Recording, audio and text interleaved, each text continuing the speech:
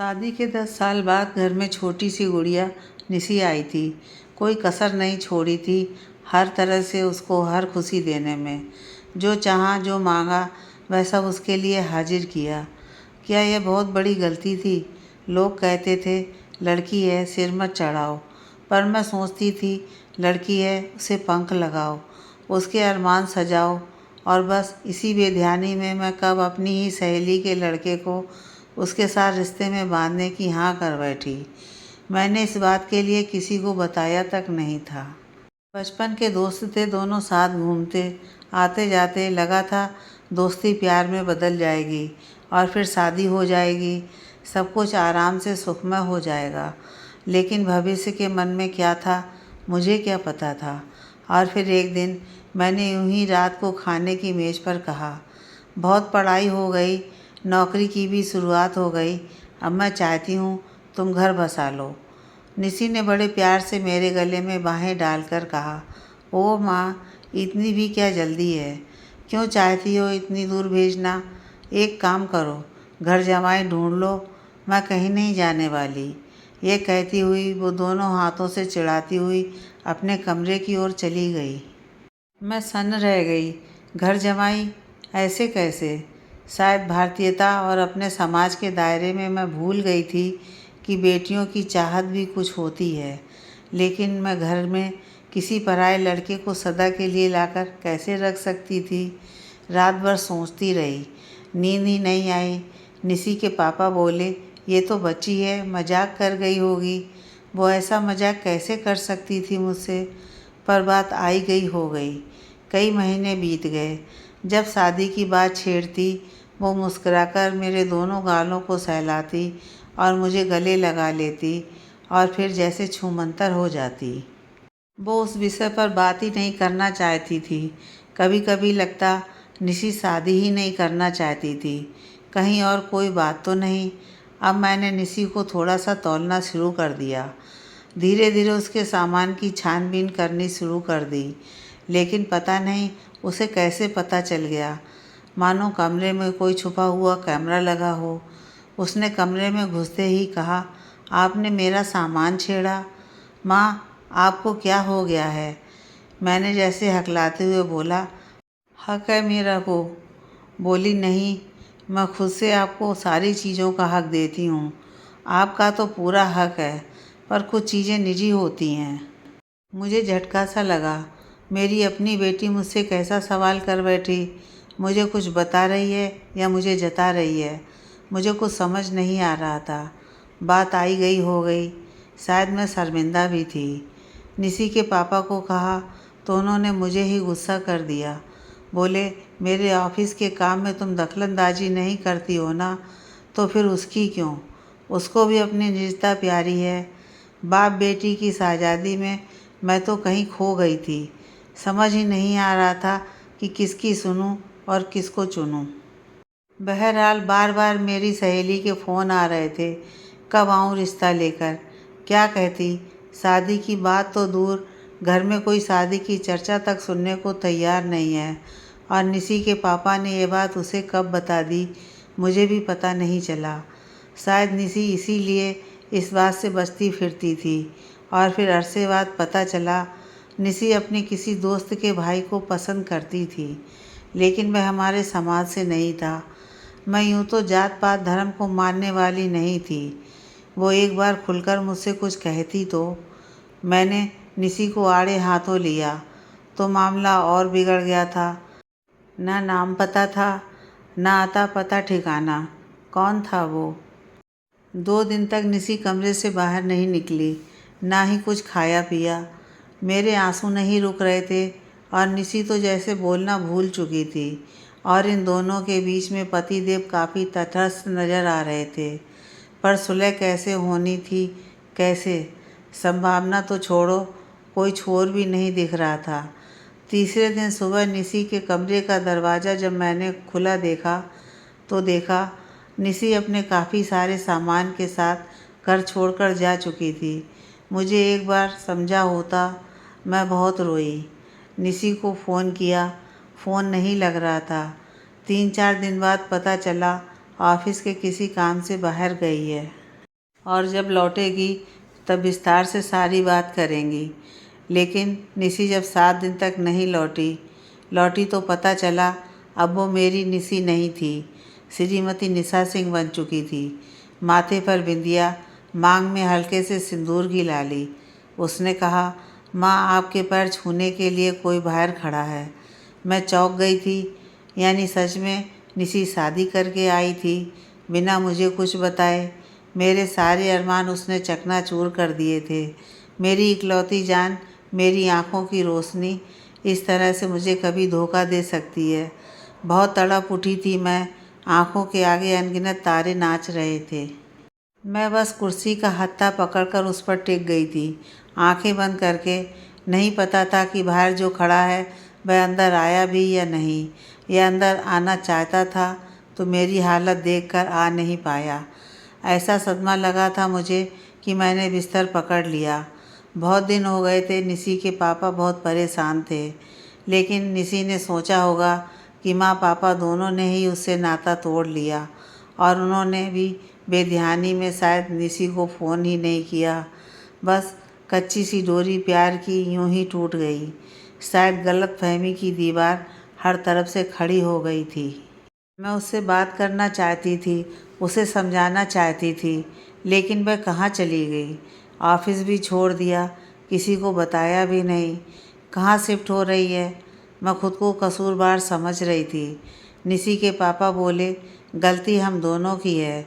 मैंने भी यूं ही मजाक मजाक में कह दिया था कि तेरी माँ ने वचन दिया था बचपन में ही तुम दोनों का, हमने रिश्ता तय कर दिया था। शायद यह बात उसने दिल से लगा ली कि माँ की बात को नहीं टाल सकती तो खुद की ही पूरी कर लूँ। आज इतना अरसा हो गया, कहीं से कोई बातचीत नहीं, कहीं आना जाना नहीं, किसी से मिलना भी नहीं। सब पूछते किसी को क्या कहती, बताया भी तो नहीं था कि वो शादी करके चली गई है। बुआ का कहा मैं टाल नहीं सकती थी। 4 साल बाद बड़ी बुआ के घर शादी पर जाना था। इतने समय से कहीं नहीं गई थी, पर उन्हें तो मैं मना भी नहीं कर सकती थी। सबसे प्यारा सा रिश्ता उन्हीं से तो रहा मेरा। बुआ मेरी नहीं, निसी की हैं, पर वह छोटे होते बुआ बुआ बोलती तो मैं भी उन्हें बुआ कह देती। वो हंसकर कहती, निसी की माँ तू भी मुझे बुआ ही कह दिया कर। वे जीजी से सबकी बुआ हो गई, जगत बुआ। इन्हीं बुआ के बेटे की शादी तय हुई थी। शादी और कलकत्ता मेरी पसंद की खास जगह। हुगली नदी के आसपास का माहौल और काली घाट के साथ काली माँ का मंदिर, इतने बड़े बड़े नारियल। पर इस बार कुछ अजीब लग रहा था। जहाँ पहले मैं भाग भाग कर ताँत की सूती साड़ियाँ और सामान इकट्ठा किया करती थी, अब नज़र उठाकर भी देखने का मन नहीं था। जब मैं उनके घर पहुँची तो देखा चहल पहल में वो शायद भूल गई थी कि निसी साथ नहीं है। उन्होंने पूछा, बस तुम दोनों ही आए हो क्या? क्या कहती? बोली हाँ। शायद वो इतनी व्यस्त थीं कि दोबारा ध्यान ही नहीं दिया, और फिर मेहंदी, हल्दी, नाच गाने की तैयारियों में मैं उनके साथ लगी रही। कुछ ही देर में बुआ के घर राजा साहब आ गए। शोर सुनाई दिया, राजा साहब आ गए, राजा साहब आ गए। अलग सा ही शोर हुआ। दरवाजे पर एक बड़ी सी गाड़ी रुकी और पीछे पीछे ढेरों सामान के साथ लंबा सा काफिला। उनमें से एक औरत गहनों से लदी फदी, और एक माँ का आदमी, और एक औरत। साथ ही 2 बराबर की उम्र के छोटे छोटे बच्चे, शायद जुड़वा थे। इतने प्यारे थे कि जी चाह लपक कर उठा लूं। सभी उनका स्वागत ऐसे कर रहे थे मानो कब से उनका इंतज़ार कर रहे हों। निसी के पापा शादी के घर में सबसे बड़े मामा जी थे, और वह भी हाथ जोड़कर उनसे ऐसे मिले थे कि मैंने उनसे आंखों ही आंखों में उनसे पूछ डाला। तो वह बोले, जीजी से मिलने वाले हैं तो हमारे भी हुए ना। ओह, बच्चों को देखकर मन ममता से पसीजा जा रहा था। पर मेरा उनसे क्या संबंध था जो मैं झट से गोद में उन्हें उठा लेती। बच्चों के माँ बाप और दादी को कैसा लगता, यह सोचकर चुप खड़ी रह गई। सभी बड़ी महारानी साहिबा, बड़ी महारानी साहिबा कहते हुए उन्हें घर के अंदर ले आए। तब निसी की बुआ ने बताया कि ये कलकत्ता के राजसी परिवार से हैं, हमारे इनसे बहुत पुराने ताल्लुकात हैं। उनके साथ आई उनकी बहू, जिसका चेहरा आधा ढका हुआ था, इसलिए अच्छे से दिखाई नहीं दे रही थी। थोड़ा भरा हुआ बदन, गोरे गोरे हाथ पाँव और ढेर सारे गहने देखकर जी में आया मेरी निसी भी होती तो शादी के बाद ऐसी ही दिखती। अजीब सी बेचैनी हो रही थी, पर वो कहाँ है। माँ का दिल था ना, बस हर चेहरे में अपनी ही बेटी नज़र आती थी। सबकी नज़र बचाकर आँख से गिरे आंसू पोंछ लिए। भला शादी के घर में भी कोई रोता है क्या? किसी ने टोक दिया तो? मेरे घर में भी ऐसे ही निसी की शादी होती तो कितनी रौनक होती। मैं हर रस्म और रिवाज को उसकी शादी से जोड़कर देख रही थी। रानी साहब का रुतबा भी देखने लायक था और साथ में एक नहीं दो दो काम वालियाँ आई थीं। वो दोनों बच्चों को संभालती रहती। रानी साहिबा बीच में सोफे पर बैठी रहती थी। संगीत समारोह हो रहा था, अच्छा खासा शोर था, पर नज़रें बार बार उन दोनों बच्चों पर जा रही थीं। न जाने उन चेहरों में मुझे कुछ अपनापन सा नज़र आ रहा था। जी में आया एक बार गोद में ले लूं, पर कैसे बोलती। हाथ आगे बढ़ रहे थे, पर दिल हलचल नहीं कर रहा था और दिमाग कह रहा था बेवकूफ़ी मत कर, वो क्या सोचेंगे।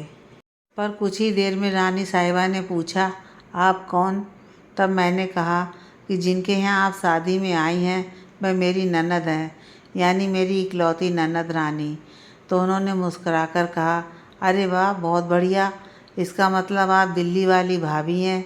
मैं हंस दी थी। वो मेरे हाथ बड़ी ही आत्मीयता से पकड़कर बैठ गईं और बोली, मैं इसकी बहुत पुरानी सहेली कह लो या रिश्ते में बांधने वाली। तब मैंने कहा, रिश्ता कैसा? वो बोली, बहुत से रिश्ते ऐसे होते हैं जो सामने नज़र नहीं आते पर दिल से जुड़े होते हैं। सच ही कहा था उन्होंने। जैसे उनके दाएं बाएं बैठे वो दोनों बच्चे न जाने मुझे किस रिश्ते में खींच रहे थे। ऐसे लग रहा था दोनों का माथा एक बार चूम लूं। तभी ढोलक की थाप के साथ उन्होंने भी सुर से सुर मिलाकर गाना शुरू कर दिया। ठीक ठाक सा ही गा रही थी और मुझे फिर से निसी की याद आ रही थी, क्योंकि वो इतना सुंदर गाती थी। माही वे माही, मुंडेर पे तेरी बोल रहा है कागा। हर शादी में उसके इस गीत की मांग होती थी। तभी कहीं से धीमी आवाज़ में गीत गुनगुनाने की आवाज़ आई। प्यारी सी आवाज़ में गुनगुनाती वो छोटी रानी दोनों बच्चों को शायद अपने पास बुला रही थी। उसकी काम वालियाँ दोनों बार बार कह रही थीं, मैडम जी आप रहने दीजिए, हम कर लेंगे। पर वह बोली, नहीं, अलग माहौल और काफ़ी शोर भी है ना, बच्चे ठीक से खाएंगे नहीं। मैं दरवाजे की ओर से खड़ी ये सब सुन रही थी। बुरा भी लगा किसी के निजी क्षणों में इस तरह से दखलंदाजी करना, और जिसका नतीजा मैं पहले भी भोग चुकी थी। इसलिए बस उस मीठी सी आवाज़ को कानों में बसाए मैं धीरे से रसोई घर से वापस निकलने के लिए मुड़ रही थी कि उस दिलकश आवाज़ ने मुझे रोक लिया। आवाज़ बहुत जानी पहचानी सी थी मेरे लिए, पर कौन थी समझ नहीं आ रहा था। फिर वो धीमी धीमी आवाज़ में बच्चों को गुनगुनाती हुई, कुछ कहकर खिलखिलाती हुई कुछ खिला रही थी। मेरे पीछे खड़े होने की आहट से उसने जब मुड़कर देखा तो एकदम से चुप हो गई। मुझे लगा मुझे उससे बात करनी चाहिए। मैं आगे कुछ कहती, तभी वो दोनों कटोरियाँ काम वाली को पकड़ाकर वहाँ से चली गई। मैंने सोचा हो सकता है कोई काम याद आ गया हो। बार बार मेरा दिमाग उस लड़की का पीछा कर रहा था। मेहंदी हो गई, सगाई के गीतों की धूम हो गई और फिर कुछ ही देर में बारात रवानगी की तैयारी शुरू हो गई। रानी साहिबा को बुआ ने घर पर ही रोक लिया था। कहा था, बार बार कहाँ जाओगी, ऊपर का कमरा खाली है। तो उन्होंने कहा, नहीं, बच्चे नहीं रह पाएंगे, इसलिए मुझे वापस जाना होगा। इसी भागा भागी में मैंने उनकी काम वालियों को बार बार किसी आदमी से बात करते देखा। मैं उसको पास से सुनना चाहती थी, क्योंकि कानों में बार बार ये बातें सुनाई दे रही थीं कि 5 लाख देना और एक ले जाना। क्या ले जाना? क्या एक बच्चा ले जाना? रानी साहिबा की दोनों काम वालियाँ मुझे कुछ ठीक नहीं लग रही थीं। उनमें से एक बार बार किसी आदमी को एक ले जाना, आप 5 लाख दे जाना कह रही थी। जो निसी की माँ के लिए एक हैरत अंगेज बात थी। इतने बड़े घर परिवार के बच्चों में से किसी एक का यूं उनके आगे गायब हो जाना बहुत कष्ट साध्य था। वो किसी कीमत पर नहीं होने दे सकती थी, या फिर वो सच में बच्चा चोर ना होकर कुछ पर ठीक से समझ नहीं आया था। फिर नज़रें इधर उधर गईं तो देखा वो सोते हुए बच्चे को गोद में छिपाए दरवाजे की ओर बढ़ रही थी। पता नहीं, मुझे लगा ज़रूर दाल में कुछ काला है। मैं उसके पीछे पीछे भागी। उम्र के इस पड़ाव पर भी हिम्मत बहुत थी। शायद वो भाप गई थी।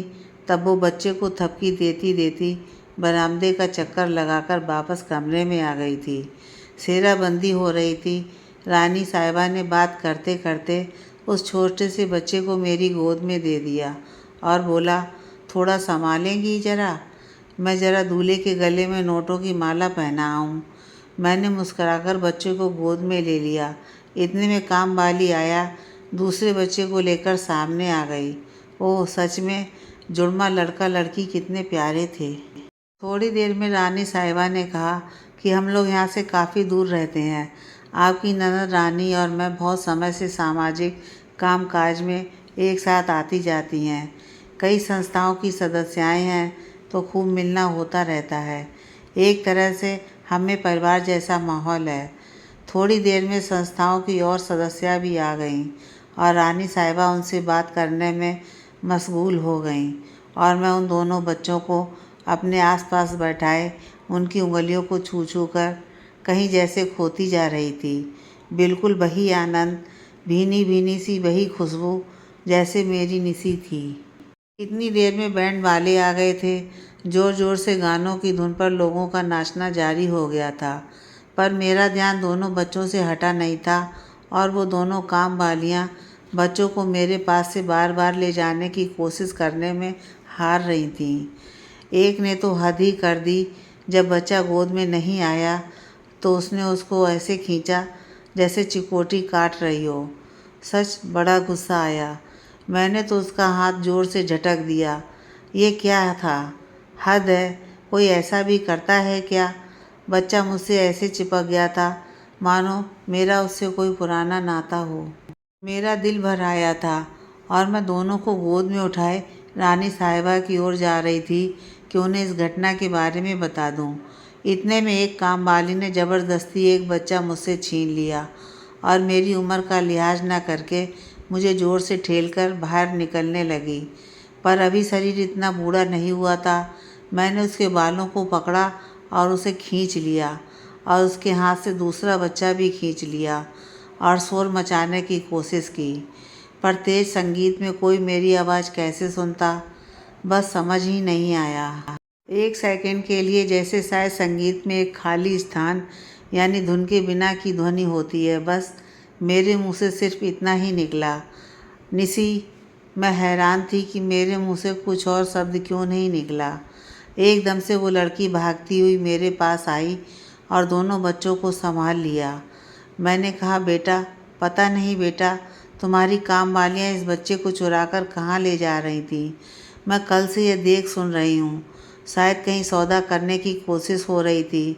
उसने बच्चों को तुरंत अपने पति को संभलवाया और काम वाली को पकड़कर दूसरे कमरे की ओर ले गई और फिर शायद कोई फ़ोन नंबर मिला रही थी। मैं दरवाजे की ओर से जैसे ही उसकी आवाज़ को सुनने लगी तो चौंक गई कि ये तो मेरी निसी की आवाज़ थी।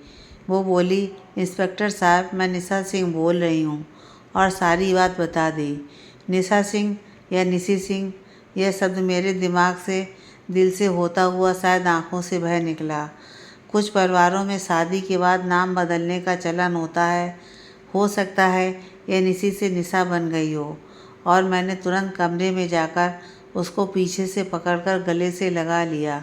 ना घूंघट उठाया, ना चेहरा देखा। वैसे मुझे पिछले 2 दिन से पता चल रहा था कि मेरी निसी यहीं कहीं आसपास है।